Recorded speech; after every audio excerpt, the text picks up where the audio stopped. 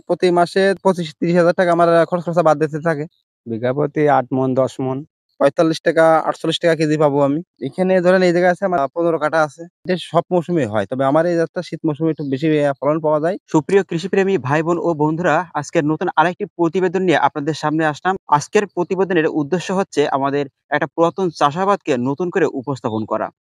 আমার পিছনে দেখতে পাচ্ছেন একটা ক্ষেত, যেটা হলো লতি কচু। স্থানভেদে অনেক নাম আছে এটার, পানি কচু, বাড়ি কচু, লতিরাজ কচু। তবে এটা হলো আমাদের যশোরের উচ্চ ফলনশীল লতিরাজ কচু। আজকে এই ভিডিওর মূল উদ্দেশ্য হচ্ছে এই লতি চাষ কচু কেন চাষ করবেন, লতিরাজ কচুলতি চাষ পদ্ধতি এবং এই চাষের কি কি সুবিধা অসুবিধা আছে, আজকে সেটা নিয়েই কথা বলবো। আজকে আসছি আমাদের যশোর জেলার বাগারপাড়া উপজেলার মাঝিয়ালি গ্রামে, যেখানে সরাসরি আমরা একটা কৃষি উদ্যোক্তা ভাইয়ের সাথে আপনাদের পরিচয় করে দিব এবং এই চাষ পদ্ধতি সম্পর্কে সবকিছু বিস্তারিত জেনে নিব।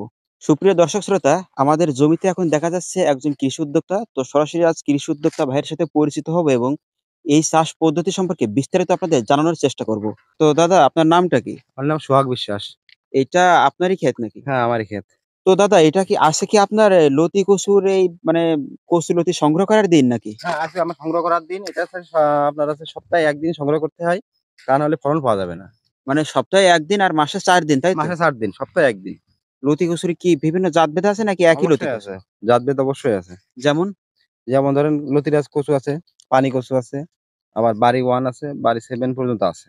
তার মানে লতিরাজের বিভিন্ন, অর্থাৎ লতি কচুর বিভিন্ন জাত আছে, তো জাত ভেদে মনে হয় ফলন আলাদা হয় নাকি? জাতভেদে ফলন আলাদা। তো আপনার এটা কি জাত? এটা বাড়ি 1। বাড়ি ওয়ান। তো বাড়ি ওয়ানে ফলন কেমন হয় আপনার এখানে? ফলন আশা করি আমার ফলন খুবই ভালো হয়। ও আচ্ছা, আপনি এখানে মোট কত শতাংশ জমিতে এই লতি কচু চাষ করেন? এখানে ধরেন এই জায়গায় আছে আমার 15 কাঠা আছে। 15 কাঠা। 15 কাঠা। ও আচ্ছা, তো 15 কাঠাতে আপনি কতটুকু লতি সংগ্রহ করতে পারেন? এ পর্যন্ত আমি উঠাইছি ৭ মণ ৭.৫ মণ পর্যন্ত উঠাইছি। আবার আজকে একটু বেশি পাবো বলে একটা আশাবাদ আছে। এখন এই যে লতি চাষ, এখন লতি কচু, এটা কি গরমকালের গরম মৌসুমে নাকি শীত মৌসুমের? এটা সব মৌসুমে হয়। তবে আমার এই জাতটা শীত মৌসুমে একটু বেশি ফলন পাওয়া যায়। আপনি তো দেখছেনই আমার ক্ষেতে এসে। হ্যাঁ, আপনার ক্ষেতে তো অনেক, অনেক ফলন দেখলাম।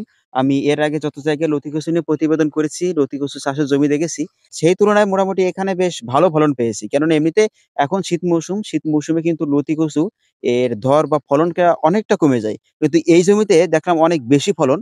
তো দেখে আসলে সত্যিই আমি মুগ্ধ হলাম, আর এই কারণে আজকের প্রতিবেদনটা।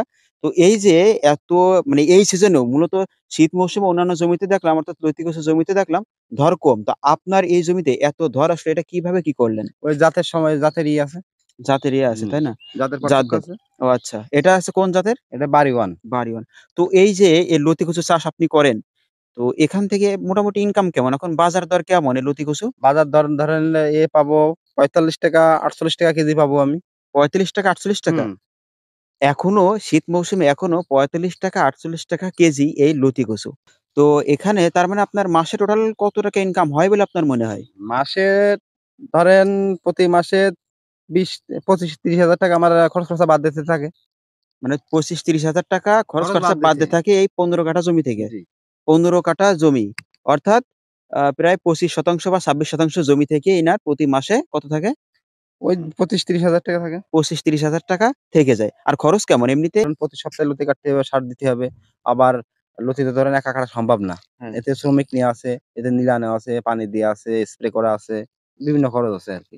আর এই যে লতি, আপনার তো লতি মোটামুটি বেশ ভালো বড়সড় দেখছি। এই যে একেকটা লতি আ অনেক বড় সাইজ। এটা তো মনে হয় নতুন মৌসুমের চারা গাছ নাকি? না পুরাতন? এটা নতুন মৌসুমের গাছ। ও আচ্ছা।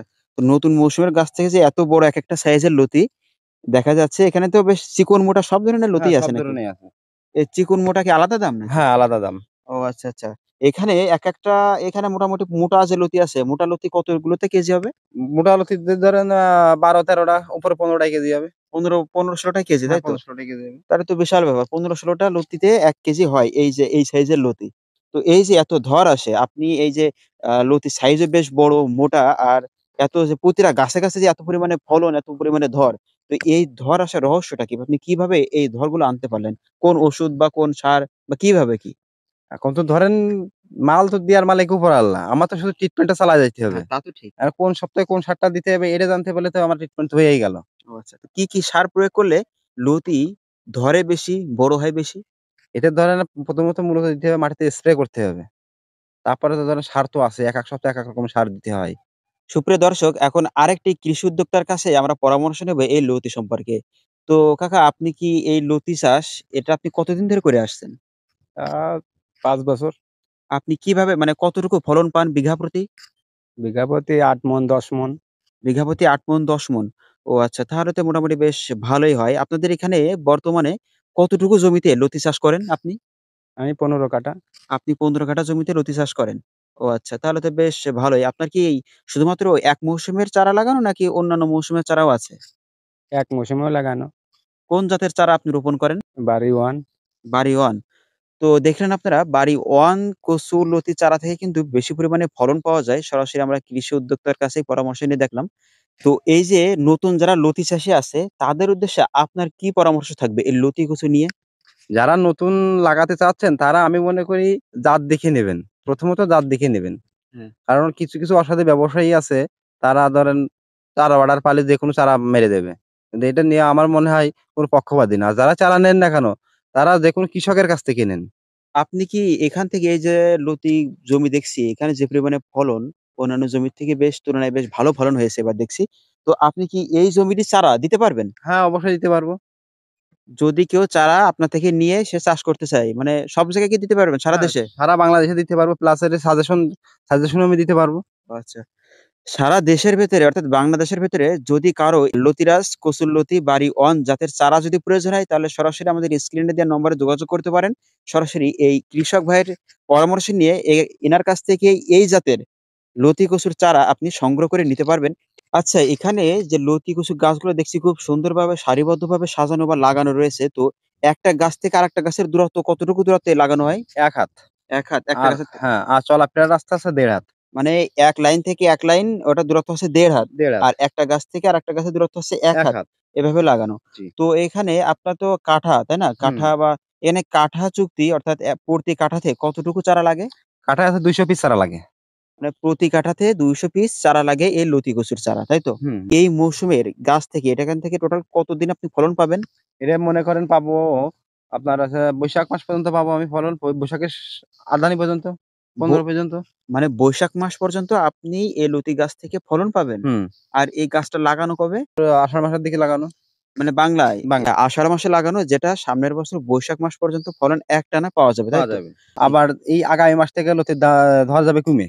কড়া শীতের ভিতরে লতি হ্যাঁ, ধরা যাবে কমে। আচ্ছা। আবার লতি লাগানোর সিজনও চলছে আপনার, এই মুহূর্তে একটা সিজন চলছে, লতি লাগানোর সিজন একটা চলছে। মানে এখন আবার নতুন লতিরাজ কচুর লতি চারা রোপণের মৌসুম চলছে? চলছে।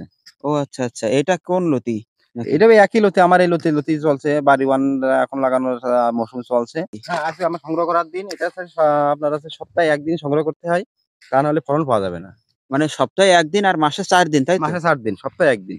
মাসে ৪ দিন অর্থাৎ প্রতি সপ্তাহে কিন্তু কতটুকু করে পাচ্ছেন? প্রতি সপ্তাহে আপনি ধরেন ৭ মণ করেই ধরেন।